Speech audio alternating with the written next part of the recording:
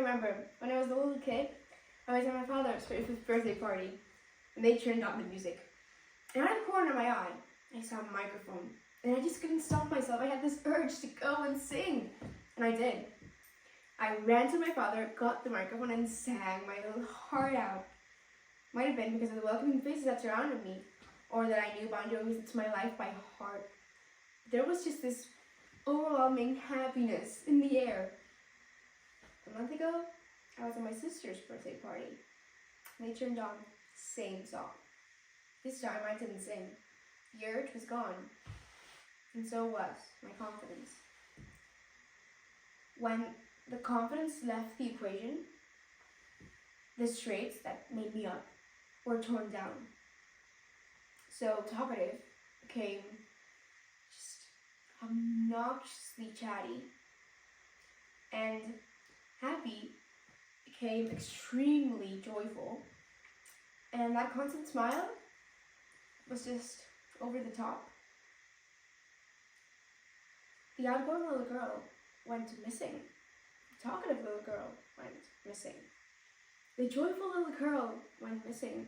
The little girl that would dance wherever there was music went missing. And the little girl that would raise her hand as high as it would go in class went missing. The funny thing is, there's a graveyard full of little kids just like her, who at one point or another forgot what it's like not to question everything they do, who bury themselves with insecurities, self-doubt, and concern about what other people think. The question that pops up into all of our heads is, why? Well, you've got jobs that are designed to make you compare, such as modeling. You've got creams that claim to make you a younger version of yourself. You've got ads, which create a need you didn't know you had, but now do.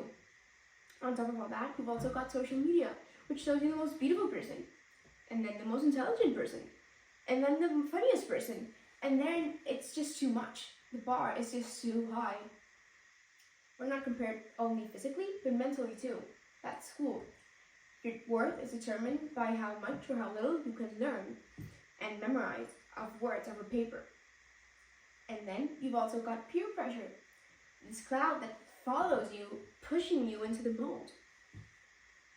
So the reason is life. We can't change life, but what we can change is the way we see life. And to determine how we do, I need you to close your eyes, no peeking, and imagine two bars. One of them is you, how you see yourself, and the other is how you see other people, right? So something like this.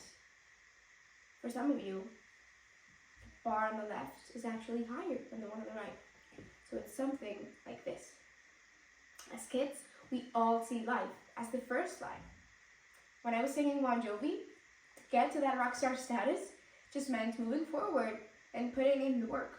Now it just looks like this impossible steep climb that's not achievable. So, for those of you who saw the first slide, congratulations, you've got something else to brag about. For those of you who saw the second slide, let's fix that. First, let's go a little bit more into depth about how the first one actually happens. Well, although we seldom do, we have to remember other people compare themselves to us the same way we compare ourselves to other people. So it's actually like this. But we compare everything about ourselves. So it's like this. And a century ago, you could only compare yourself to whoever you saw going to work or at work. But now we've got access to 8 billion lives a day. So it's actually like this, plus another 7 million people. But I would never compare, say, my arts teacher, who I like for her hair, to Spider-Man, who I look up to because of his bravery. So it's actually like this. It's a list of demands I want to copy off of other people. And I realize I sound crazy because no one has a list of demands, things they want to copy of traits, right? But we do. So, actually, this time, that's what I want you to realize. It's actually true. I see 3 ways to go about it. The first one, accept things you can change. So, there will always be bad things in life. If I look for spiders, I'll find spiders. If I look for If I look for flaws in myself, I'll find flaws in myself because they're there. So what I have to do is look at the bright side of life, find the positive side, and be happier, because looking for good things makes you happier and healthier. Scientifically proven. And that way, you've evened out the gap, right? You made it invisible to your eyes. The other way around it is to shrink the gap. And there's two ways to do that. First one is changing the things you can't accept. To do that, you need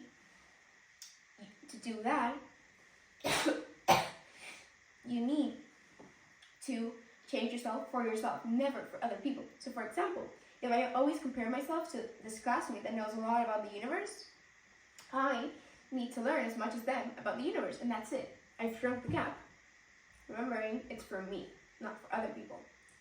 The second way is faking it till you make it, till you do till it's true.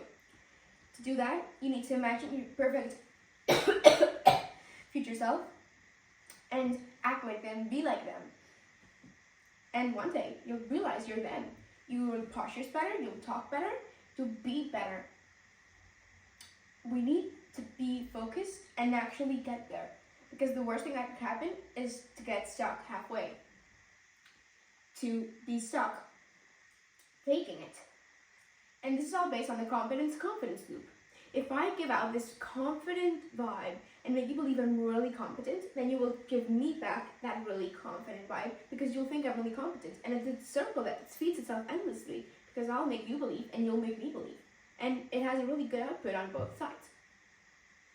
But problem is, these three things take a lot of work, time, and effort. So the actual best way to gain confidence is to lock yourself up in your house, lock all the doors, and never leave.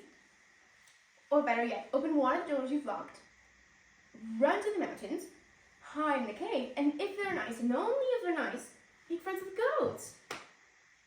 To those of you who don't find this idea appealing, when that confidence is gone, and the only thing you're left with is self-doubt, I want you to to think back to a picture of you as a child. This one's my pic. And tell them all those horrible things you're thinking to them. Tell them how they aren't smart enough. Tell them how you're measuring their worth by their looks. Tell them how you go back to every conversation of the day because someone must have found something annoying. Tell them how they aren't enough. And tell them how you don't love them anymore.